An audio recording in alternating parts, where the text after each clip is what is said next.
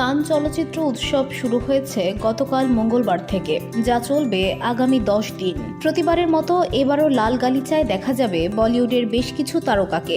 বহু প্রতীক্ষিত কান চলচ্চিত্র উৎসবে ফ্রান্সে তারকাদের সমাগম শুরু হয়েছে। উৎসবের লাল গালিচায় বিশেষ নজর থাকে ফ্যাশন প্রেমীদের। বলিউড থেকে কারা এবার কান চলচ্চিত্র উৎসবের লাল গালিচায় হাঁটবেন তা নিয়ে প্রথম থেকেই জল্পনা ছিল। তাদের সাজ নিয়েও ফ্যাশন প্রেমীদের কৌতূহল তৈরি হয়েছিল। ইতোমধ্যে কানে পৌঁছেছেন অভিনেত্রী মডেল উর্বশী রাউতেলা।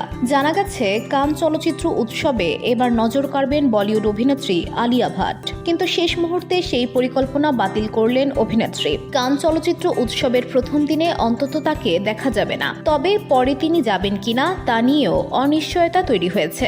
বর্তমানে ভারত ও পাকিস্তানের উত্তপ্ত পরিস্থিতির জেরেই নাকি এই সিদ্ধান্ত নিয়েছেন আলিয়া ভাট। অভিনেত্রীর এক ঘনিষ্ঠ সূত্র সংবাদ মাধ্যমকে বলেছেন, দেশের বর্তমান পরিস্থিতির কথা মাথায় রেখেই আলিয়া সিদ্ধান্ত বদল করেছেন।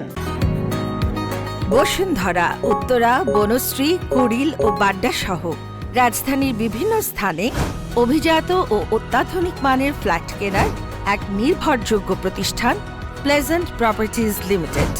তাই আপনার স্বপ্নের আবাসনের জন্য আজই যোগাযোগ করুন। Pleasant Properties Limited, where destiny matches eventually. এই গুরুত্বপূর্ণ সময়ে কানে যাওয়া সমীচীন নয় বলেও মনে করছেন তিনি। তবে এখনো কোনো সিদ্ধান্ত চূড়ান্ত হয়নি। সীমান্তের পরিস্থিতি কিছুটা নিয়ন্ত্রণে এলে ও শান্ত হলে তাকে কান চলচ্চিত্র উৎসবে দেখা যেতেও পারে। আলিয়ার সহকারী দল সেদিকে নজর রাখছে, তবে এই মুহূর্তে তিনি না যাওয়ার সিদ্ধান্তই নিয়েছেন বলে জানান আলিয়া। অন্যদিকে চলতি বছরের কান উৎসবে সাবেক বিশ্বসুন্দরী ঐশ্বরিয়া রায় বচ্চনের উপস্থিতি নিয়েও জল্পনা তৈরি হয়েছিল। 2002 সাল থেকে কান চলচ্চিত্র উৎসবে তার সফর শুরু হয়েছিল। এরপর থেকে প্রায় প্রতি বছরই কান চলচ্চিত্র উৎসবে তাকে দেখা গিয়েছিল। এবারও অন্যথা হবে না বলেই শোনা যাচ্ছে। তবে গত বছর প্রথম দিনে পোশাক শিল্পী ফাল্গুনী সেন পিককের কালো ও সোনালী রঙে মোড়া মাটি স্পর্শ করা একটি গাউন পরেছিলেন ঐশ্বরিয়া। ওইবার তার সাজ তেমন চমক তৈরি করতে পারেনি। অনুরাগীরা তাই নতুন সাজে ঐশ্বরিয়াকে দেখার অধীর অপেক্ষায় রয়েছেন।